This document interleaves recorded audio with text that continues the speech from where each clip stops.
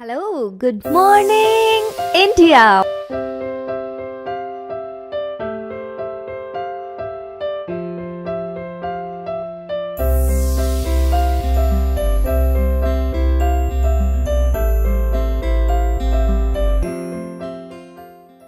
Monday to Friday. Back classes live from studio.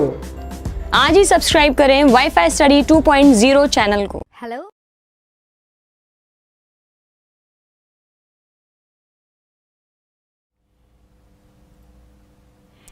Hello friends, welcome to WiFi study changing the way of learning. सभी का हार्दिक अभिनंदन है। पटवारी और police की कक्षा में सभी को राम राम, सभी को राम राम। अपन 4 दिन बाद में आज रूबरू हो रहे हैं, 4 दिन बाद मिल रहे हैं। 2 दिन मुझे काम था, 2 दिन छुट्टी थी मेरे बच्चों।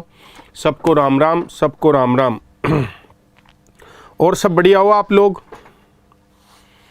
सब अच्छे हो ना? ठंड पड़ रही है, तबीयत पानी बढ़िया है आप लोगों की?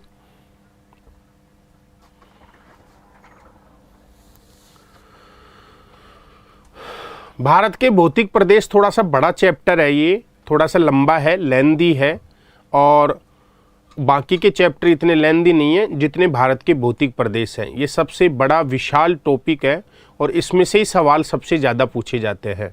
तो ये टॉपिक आपको समझना है, ढंग से समझना है, इसलिए चल रहा है मित्रों। पढ़ना है आराम से आपको। क्लियर है? सब कुछ बढ़िया हुआ आप लोग? अरे भाई, क्लास तो रेगुलर हो रही है आपकी। मैं 2 दिन नहीं था, 2 दिन में नहीं था, रेगुलर ही क्लास होगी। अब अचानक कोई बात हो जाए तो यार तो जाना तो पड़ता ही है ना। कोई इमरजेंसी काम आ जाए, ये तो है ही नहीं 24 घंटे हम अवेलेबल रहे यहाँ पे, तो कोई काम हमको भी पड़ता है। अब एक बार सभी विद्यार्थियों को है ना, एक बार सभी विद्यार्थी है ना जो अपने मित्रों को शेयर करके लाइव ले आओ, क्योंकि संख्या का इजाफा करवाओ। ऐसे काम नहीं चलने वाला है। शेयर आप करते रहो समय समय पर, तो अपना आप ही माहौल बनता जाएगा।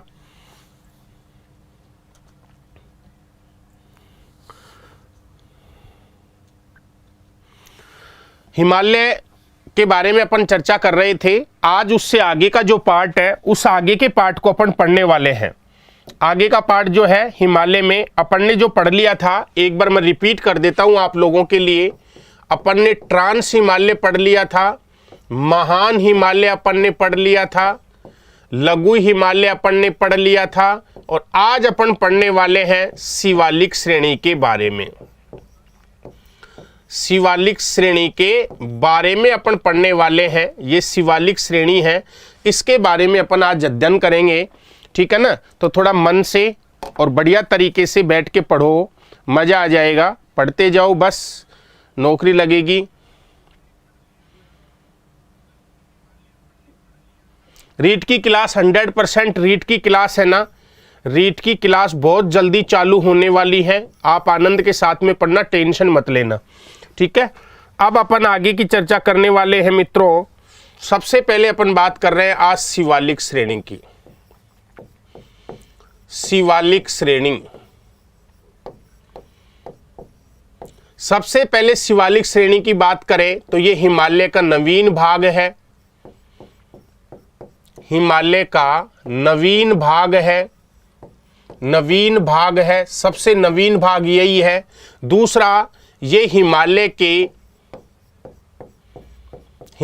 के दक्षिणी भाग में स्थित है। हिमालय के दक्षिणी भाग में स्थित है। तीसरा, इसकी औसत ऊंचाई, इसकी औसत ऊंचाई 900 से 1200 मीटर के आसपास है। इसकी चौड़ाई, शिवालिक श्रेणी की चौड़ाई 10 से 50 किलोमीटर तक है। और इसको दी गई है संज्ञा, शिवालिक श्रेणी को संज्ञा दी गई है गिरिपद श्रेणी की। गिरिपद श्रेणी की संज्ञा दी गई है। श्रेणी की आपसे पूछे कि हिमालय को किसकी संज्ञा दी गई है? गिरिपद श्रेणी की। शिवालिक को किसकी संज्ञा दी गई है? गिरिपद श्रेणी की संज्ञा दी गई है। गिरि का मतलब होता है पर्वत, पद का मतलब होता है पांव में, तो ये पर्वत के पांव में स्थित है, यानी कि हिमालय के ठीक दक्षिण में स्थित है, इसलिए इसे गिरिपद की संज्ञा दी गई है। ये आपको ध्यान रखना है। और शिवालिक श्रेणी सबसे ज्यादा चौड़ी कहाँ पे है? तो शिवालिक श्रेणी सबसे ज्यादा जो चौड़ी है J&K में है, हिमाचल प्रदेश में सबसे ज्यादा चौड़ी है, पंजाब में सबसे ज्यादा चौड़ी है, अरुणाचल प्रदेश में सबसे ज्यादा चौड़ी है। इन राज्यों में ये सबसे ज्यादा चौड़ी है। इसकी चौड़ाई सबसे ज्यादा जम्मू कश्मीर, हिमाचल प्रदेश, पंजाब, अरुणाचल प्रदेश में इसकी जो चौड़ाई है वो सबसे ज्यादा आपको देखने को मिलेगी, ये आपको ध्यान रखना है। और गोरखपुर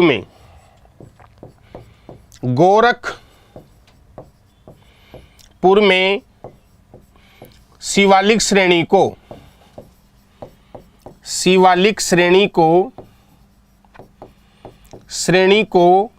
डूंडवा श्रेणी कहते हैं, डूंडवा श्रेणी कहते हैं। गोरखपुर में शिवालिक पर्वतमाला को क्या कहते हैं? डूंडवा की पहाड़ी या डूंडवा श्रेणी कहते हैं। याद रखना है आपको, परीक्षा में प्रश्न पूछ सकता है कि गोरखपुर में डूंडवा की पहाड़ी किसे कहते हैं? शिवालिक श्रेणी को कहते हैं।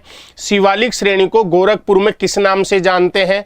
डूंडवा श्रेणी के नाम से जानते हैं। ये भी आपको याद रखना है, ये भी क्वेश्चन आपसे पूछा जा सकता है। रिपीट करते हैं, शिवालिक श्रेणी हिमालय का सबसे नवीन भाग है, हिमालय के दक्षिणी भाग में स्थित है। औसत ऊंचाई इसकी 900 से 1200 मीटर है, चौड़ाई इसकी 10 से 50 किलोमीटर है। संज्ञा इसको गिरिपद श्रेणी की संज्ञा दी गई है, यानी कि शिवालिक श्रेणी को गिरिपद श्रेणी की संज्ञा दी गई है। और ये सबसे ज़्यादा चौड़ी जम्मू कश्मीर में, हिमाचल प्रदेश में, पंजाब में, अरुणाचल प्रदेश में है। गोरखपुर में शिवालिक श्रेणी को डूंडवा की श्रेणी कहते हैं, गोरखपुर में शिवालिक श्रेणी को डूंडवा श्रेणी कहते हैं। ये बहुत मोस्ट चीज़ है, ये आपको ध्यान रखना है। यहाँ से एग्जाम में ये भी पूछा हुआ है कि निम्न में से हिमालय की कौन सी श्रेणी को गिरिपद श्रेणी कहते हैं।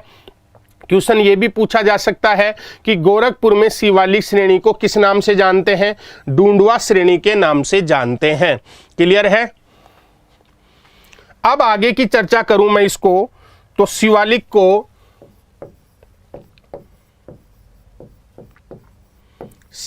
श्रेणी को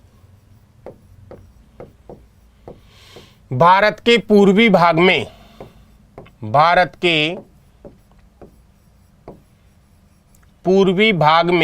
पूर्वी भाग का मतलब है उत्तर पूर्वी भाग में, तो भारत के उत्तर पूर्वी भाग में चूरिया मूरिया कहते हैं, चूरिया मूरिया कहते हैं,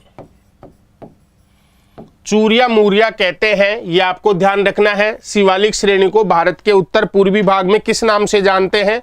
चूरिया मूरिया के नाम से जानते हैं, चूरिया मूरिया के नाम से जानते हैं। इस शिवालिक श्रेणी को J&K में, यानी कि जम्मू और कश्मीर में जम्बू पहाड़ी कहते हैं। ये आपको ध्यान रखना है। J&K में क्या कहते हैं? इसको जम्बू पहाड़ी के नाम से जानते हैं, ये आपको ध्यान रखना है। अरुणाचल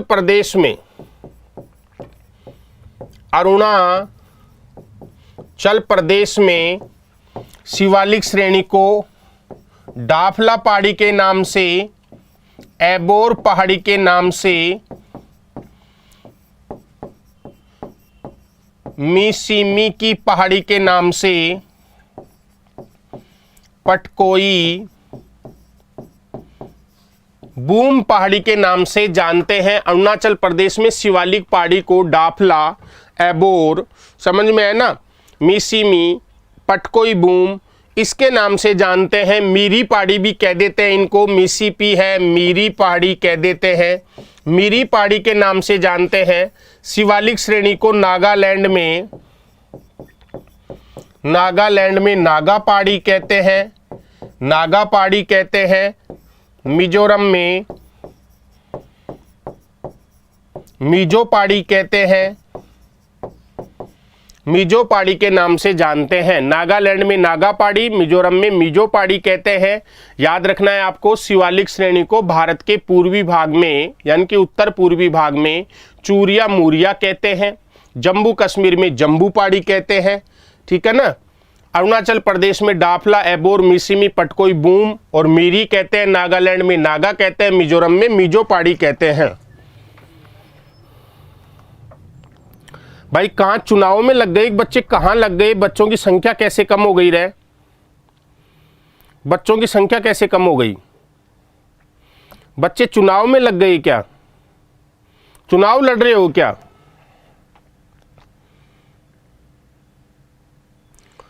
लाइक तो करो या मत करो, लेकिन शेयर जरूर कर दिया करो मेरे दिल के टुकड़ों, क्योंकि आपके पीछे मैं हूं और मेरे पीछे आप हो। समझ में आया ना? हमारी दोनों की जिंदगी एक धागे से बंधी हुई है, हम एक ही धागे से सांस ले रहे हैं। कुछ सांस आप लेते हो, कुछ मैं लेता हूं, ठीक है ना। तो थोड़ा सा कर दिया करो। हनुमानगढ़ रावतसर वाले भी शेयर कर देंगे। मुकेश शर्मा जी, पूरा कोर्स करवाएंगे यार, ऐसी क्या बात है धर्म भाई।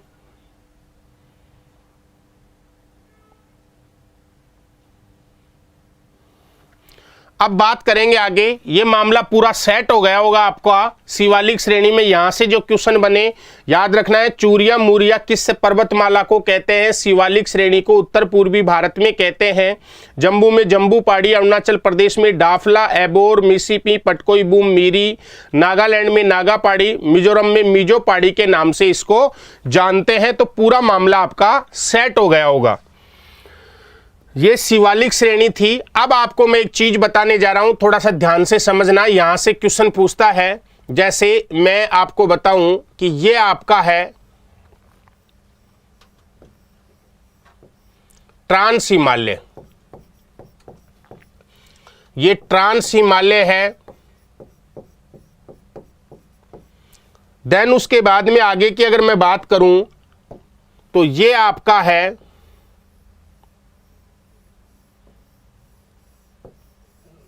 महान हिमालय। ये आपका महान हिमालय है। महान हिमालय के बाद में अगर मैं बात करूं तो ये आपका है लघु हिमालय। लघु हिमालय के बाद में अगर मैं बात करूं तो ये आपकी है शिवालिक श्रेणी।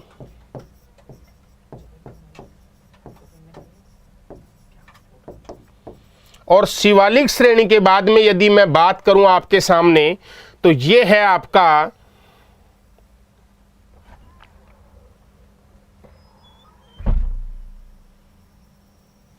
ये आपके हैं गंगा ब्रह्मपुत्र के मैदान। ये हैं आपके गंगा ब्रह्मपुत्र के मैदान। गंगा ब्रह्मपुत्र के मैदान।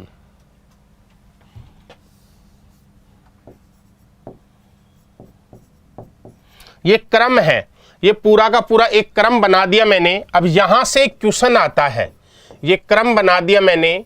यहां से एक क्वेश्चन आता है, सबसे पहले ट्रांस हिमालय, उसके बाद में महान हिमालय, उसके बाद में लघु हिमालय, उसके बाद में शिवालिक श्रेणी, उसके बाद में आपके गंगा ब्रह्मपुत्र के मैदान।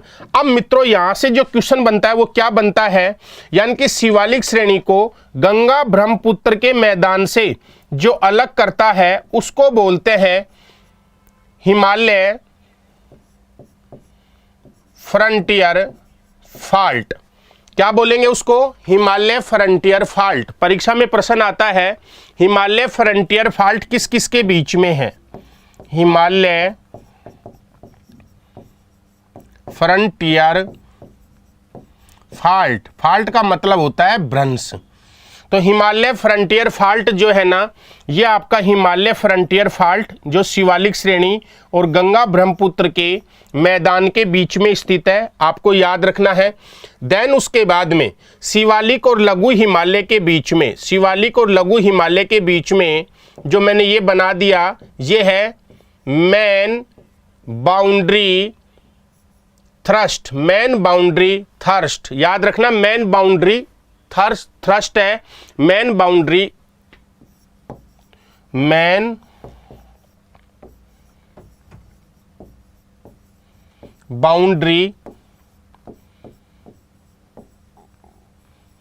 थ्रस्ट, मेन बाउंड्री थ्रस्ट है, यह आपको ध्यान रखना है। लघु हिमालय और आपका महान हिमालय, इसके बीच में जो ये मैंने बना दिया, ये है मेन सेंट्रल थ्रस्ट। मैंने लिखा मेन सेंट्रल थ्रस्ट, और इसके बीच में जो ये है महान हिमालय और लघु ट्रांस हिमालय के बीच में, इसको बोलेंगे Indian frontier fault, Indian frontier fault. अब यहां से क्वेश्चन आता है, यहां से क्वेश्चन पूछता है कि हिमालय फ्रंटियर फॉल्ट किस किस के बीच में है? गंगा ब्रह्मपुत्र के मैदान और शिवालिक श्रेणी के बीच में। दूसरा, शिवालिक श्रेणी और लघु हिमालय के बीच में कौन सा थ्रस्ट स्थित है? मेन बाउंड्री थ्रस्ट, यानी कि मुख्य सीमांत भ्रंश। अब तीसरा, लघु हिमालय और महान हिमालय के बीच कौन सा थ्रस्ट है? Main central thrust. महान हिमालय और ट्रांस हिमालय के बीच में कौन सा है? तो याद रखना इंडियन फ्रंटियर फॉल्ट, यह आपको याद रखना है, यहां से क्वेश्चन आता है। देखो यहां पे m कॉमन है, यहां पे भी m कॉमन है, लेकिन सबसे पहले b आता है, उसके बाद में c आता है। t दोनों में कॉमन है, इसमें भी t कॉमन है, इसमें भी t कॉमन है। तो याद रखने का सबसे बढ़िया तरीका है, नीचे आपके b आएगा, उसके बाद में आपका c आएगा, यह आपको याद रखना है। क्लियर है? अब इधर देखो, f यहां भी कॉमन है, f यहां भी कॉमन है, f यहां भी कॉमन है, f यहां भी कॉमन है। h के बाद में क्या आता है? h a b c d e f g h i। तो पहले क्या आता है? साउंड नहीं आ रहा क्या? साउंड तो सही है, साउंड तो सही आ रहा है, साउंड नहीं आ रहा भाई, आवाज तो ये चल क्यों नहीं रहा है? साउंड आ रही है आवाज?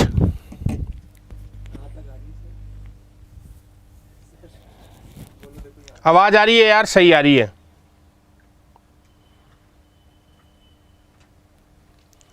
अब ध्यान रखना है, देखो H, पहले H आएगा फिर I आएगा, तो ये याद रखने का सबसे बढ़िया तरीका मैंने बता दिया है। यहां से क्वेश्चन पूछा जा सकता है, ये आपको ध्यान रखना है। सुबह 6:30 बजे वाली क्लास भी अति शीघ्र शुरू होने वाली है, वो स्पेशल रेलवे के लिए शुरू करने वाले हैं अपन, लेकिन आप शेयर नहीं करते हो, संख्या में बिल्कुल ही ऐसे कर रहे हो तो मज़ा नहीं बैठेगा। ये पूरा का पूरा क्लियर है। अब बात करेंगे हिमालय का प्रादेशिक वर्गीकरण। हिमालय का प्रादेशिक वर्गीकरण, प्रादेशिक वर्गीकरण, यहां से भी क्वेश्चन पूछता है। हिमालय का प्रादेशिक वर्गीकरण, हिमालय के प्रादेशिक वर्गीकरण की अगर मैं चर्चा करूं तो सबसे पहले आपका है पंजाब हिमालय, इसे ही बोलेंगे कश्मीर हिमालय, इसी का दूसरा नाम है कश्मीर हिमालय, इसे ही बोलेंगे हिमाचल हिमालय, हिमाचल हिमालय एक ही नाम है। नेक्स्ट अगर मैं बात करूं तो फिर आपका है कुमायूं हिमालय, नेक्स्ट अगर मैं बात करूं आपके सामने फिर आपका नेपाल हिमालय, और लास्ट में आपका है असम हिमालय, असम हिमालय। एक बार इसको देखो फिर मानचित्र बना लेंगे। पंजाब हिमालय जो है ये सिंधु और सतलज नदी के बीच में स्थित है, सिंधु से सतलज नदी के मध्य, सतलज के बीच में है। कुमायूं हिमालय सतलज नदी से काली नदी के बीच में स्थित है, काली नदी के मध्य स्थित है। नेपाल हिमालय काली नदी से तीस्ता नदी के बीच में स्थित है, और ये आपका तीस्ता नदी से ब्रह्मपुत्र नदी के मध्य स्थित है, ब्रह्मपुत्र नदी के मध्य स्थित है। एक क्वेश्चन तो यहीं से आ जाता है, परीक्षा में आपसे क्वेश्चन पूछेगा पंजाब हिमालय, कश्मीर हिमालय या हिमाचल हिमालय कौन सी दो नदियों के बीच में है, तो सिंधु और सतलज। कुमायूं हिमालय कौन सी दो नदियों के बीच में है, सतलज से काली नदी। नेपाल हिमालय किन के बीच में है, काली नदी से तीस्ता नदी के बीच में। असम हिमालय किन के बीच में है, तीस्ता नदी से ब्रह्मपुत्र नदी के बीच में। ये आपको याद रखना है। क्लियर है? अब आगे किन की चर्चा कर लेते हैं। इसकी जो लंबाई है वो 560 किलोमीटर है, 560 किलोमीटर है।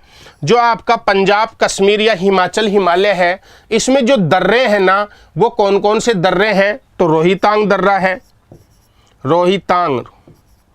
रोहितांग दर्रा इसी में पड़ता है, ये आपको ध्यान रखना है। पीर पंजाल है और जास्कर दर्रा ये इसी हिमालय में स्थित है। यहां से क्वेश्चन पूछा जा सकता है, ये आपको ध्यान रखना है। इसकी अगर मैं लंबाई की बात करूं तो ये 320 किलोमीटर लंबा है, और पर्वतीय पर्यटक स्थल यहां स्थित है, पर्वतीय पर्यटक स्थल स्थित, जैसे अल्मोड़ा है, नैनीताल है, दार्जिलिंग है। ये सारे के सारे पर्यटक स्थल कुमायूं हिमालय में स्थित है, ये आपको ध्यान रखना है। परीक्षा में आपसे क्वेश्चन पूछा जा सकता है। नेपाल हिमालय की बात करें तो देखो याद रखना है, इसकी एक चोटी है नंदा देवी, इसकी सबसे ऊंची चोटी है नंदा देवी इस हिमालय की सबसे ऊंची चोटी है, याद रखना है। ये हिमालय है ना 800 किलोमीटर लंबा है, 800 किलोमीटर लंबा है, और हिमालय की ऊंची चोटियां इसी में हैं। हिमालय की ऊंची चोटियां इसी हिमालय में है। नंदा देवी जो चोटी है वो कुमायूं हिमालय में स्थित है, आपको याद रखना है। नंदा देवी जो चोटी है वो कौन से हिमालय में स्थित है, कुमायूं हिमालय में स्थित है। दिख रहा होगा आपको, नंदा देवी कुमायूं हिमालय में स्थित चोटी है, ये आपको ध्यान रखना है, पूछ सकता है। और हिमालय की अन्य चोटियां जो ऊंची है वो नेपाल हिमालय में स्थित है। असम हिमालय की बात करूं तो ये 720 किलोमीटर लंबा है। अरे बंद कर इसको, अरे भाई बंद कर दे, मेरी तबीयत खराब हो रही। 720 किलोमीटर असम हिमालय लंबा है, ये आपको ध्यान रखना है। आपसे क्वेश्चन पूछा जा सकता है, समझ में है ना, ये ध्यान रखना है। 720 किलोमीटर है असम हिमालय, ये आपको याद रखना है। और असम हिमालय की बात करूं तो यहां पे कुला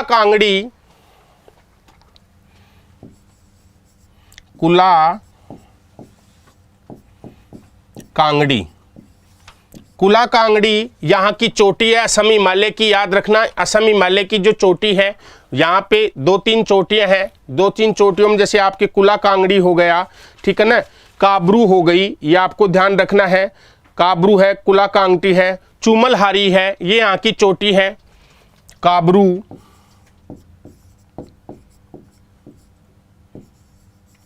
कुमलहारी,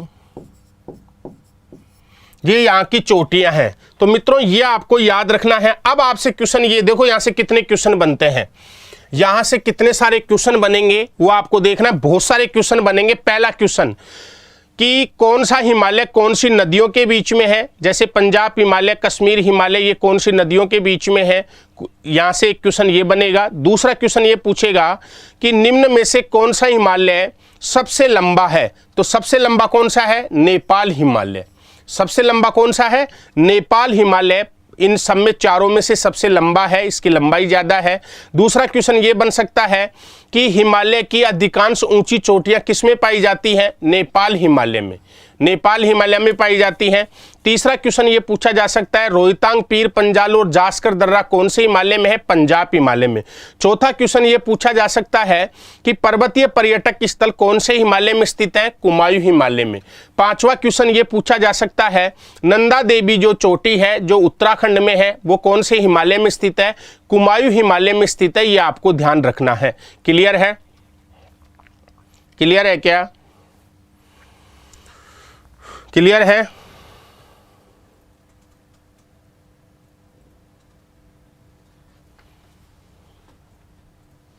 अब मैं बात करता हूं इसका मानचित्र।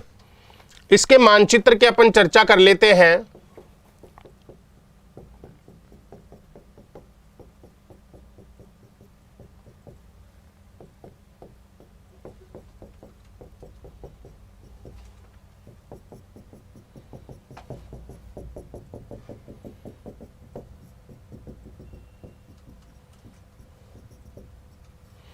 ये मानचित्र मैंने बनाया है, आपको दिख रहा होगा। यहाँ से ये सिंधु नदी है और ये आपके एक सतलज नदी है। ये हिमालय है, इसको बोलेंगे आपके पंजाब हिमालय, पंजाब हिमालय। ये काली नदी है, काली नदी,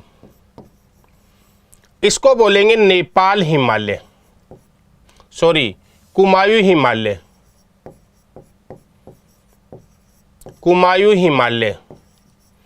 ये तीस्ता नदी है, काली और तीस्ता के बीच में जो है उसको बोलेंगे नेपाल हिमालय, नेपाल हिमालय बोलेंगे। और ये आपके ब्रह्मपुत्र नदी है,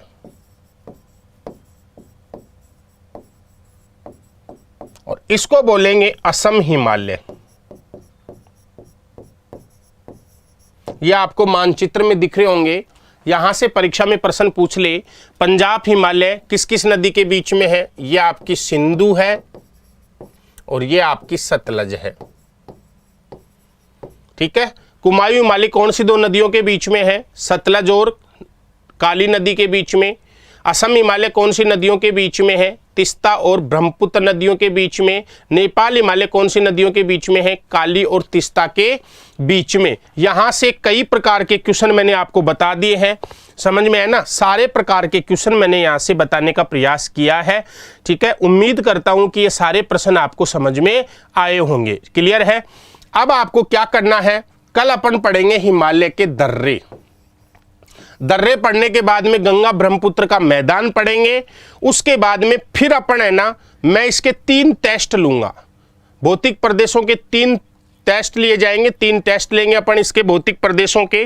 ठीक है ना, लाइव टेस्ट होंगे 3 कंटिन्यू। कल अपन इसको करेंगे, उसके बाद में टेस्ट लेंगे जिससे ये पता लगे कि आपने कितना पढ़ा है। क्वेश्चन वही 1 लाइनर क्वेश्चन दूंगा, ठीक है ना, जिससे आपके पास में मैटर भी आ जाएगा और मजा भी आ जाएगा आपको, क्योंकि वैसे टेस्ट लेने में थोड़ा टाइम ज़्यादा लगता है। 1 लाइनर में आपको बहुत सारे क्वेश्चन दे दूंगा मैं।